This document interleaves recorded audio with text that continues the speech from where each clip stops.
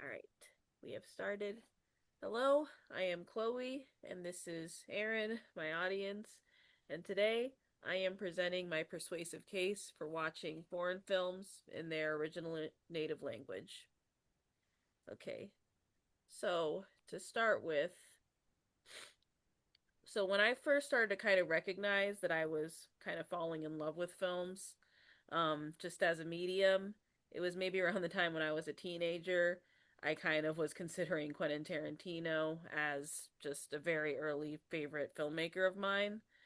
And, I obviously thought Kill Bill was awesome, like so many other people. The action scenes were really cool. I thought they were very graceful in terms, despite like just the fact that they're just very violent and full of a lot of carnage.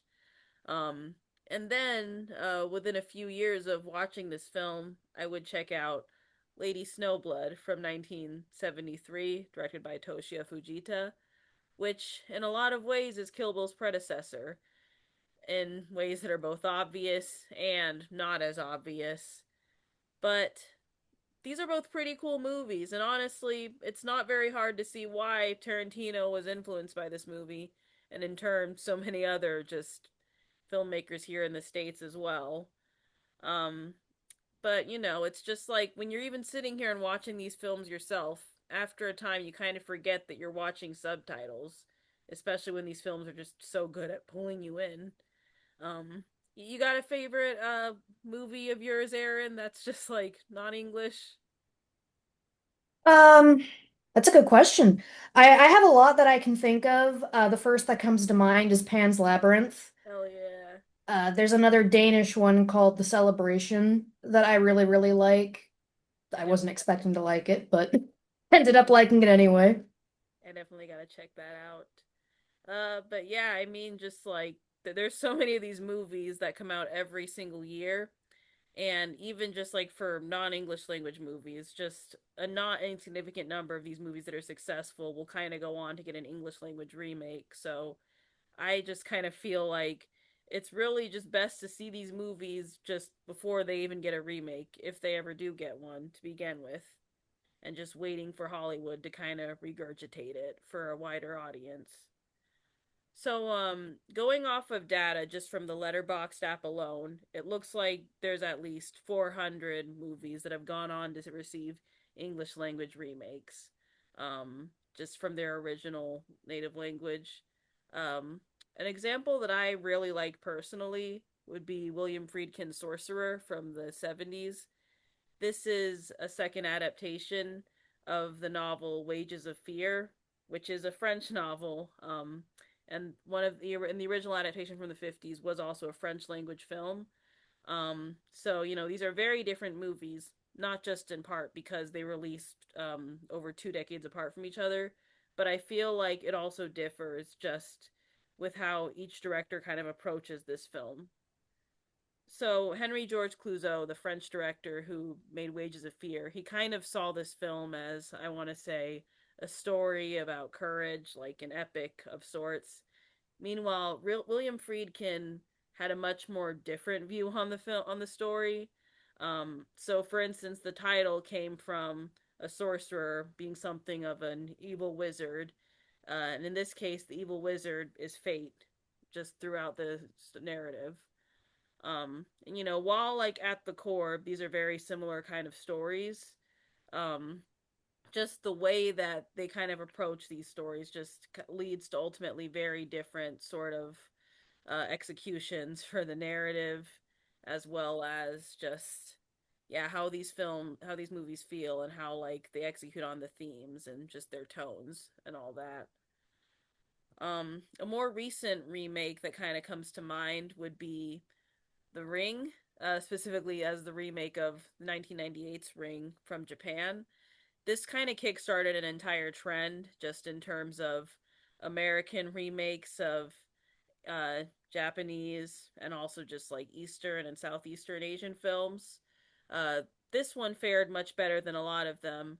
However, an example of kind of the inverse, I feel, is Uninvited, which came out in 2009.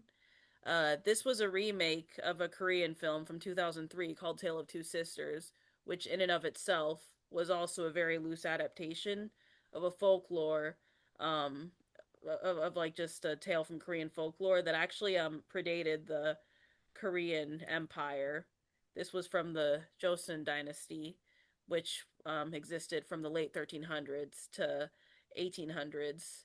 So, yeah, this is a very, very ancient legend. And in a lot of ways, I kind of feel like because Tale of Two Sisters sort of had this roots in this really old legend, it just sort of added to the flavor of the film and made it stand out in a way that made it feel more unique.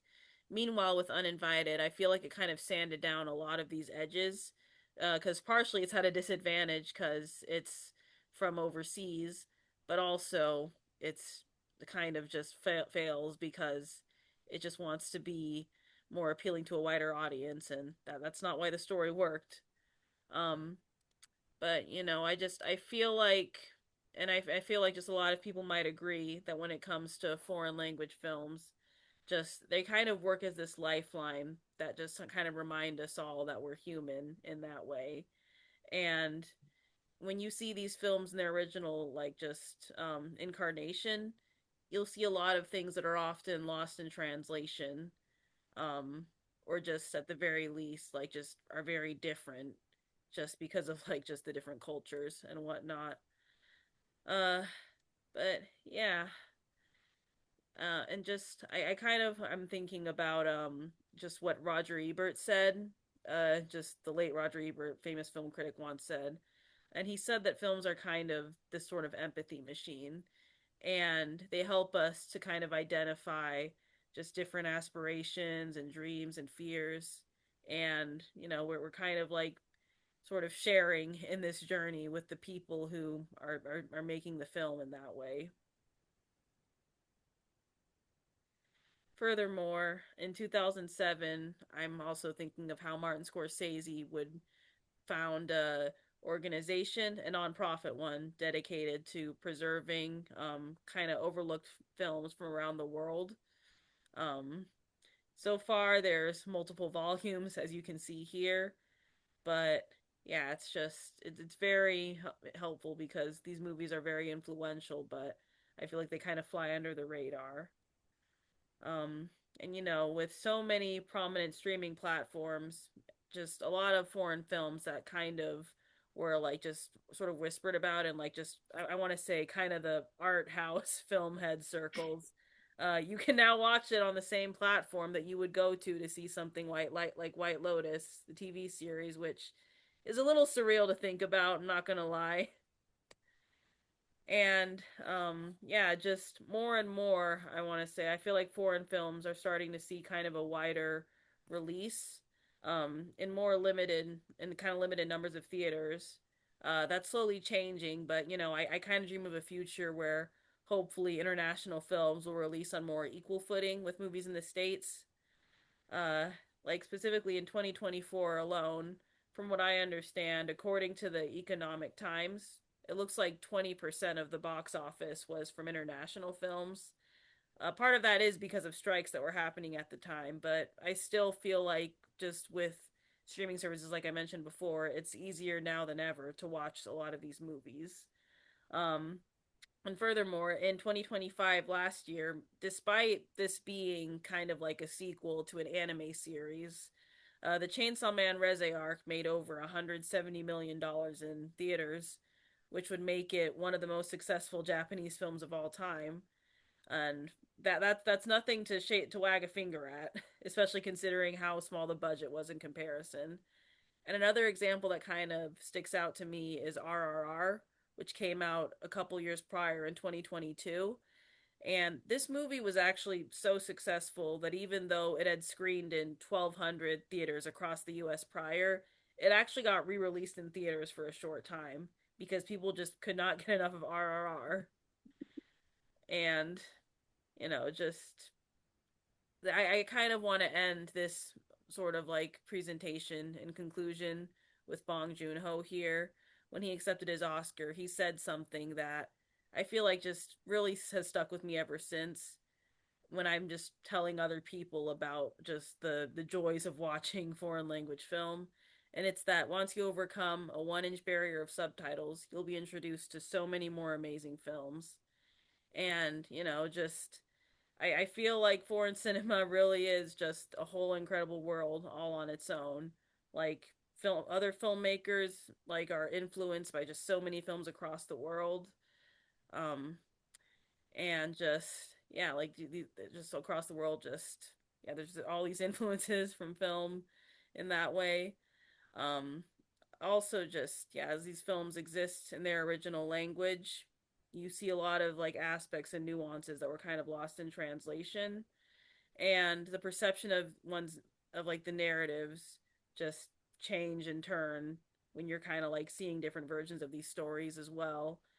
And just now more than ever, I feel like it's just so much easier to watch movies. Like literally you can go on Tubi or Canopy and it's just so easy to just get started anywhere.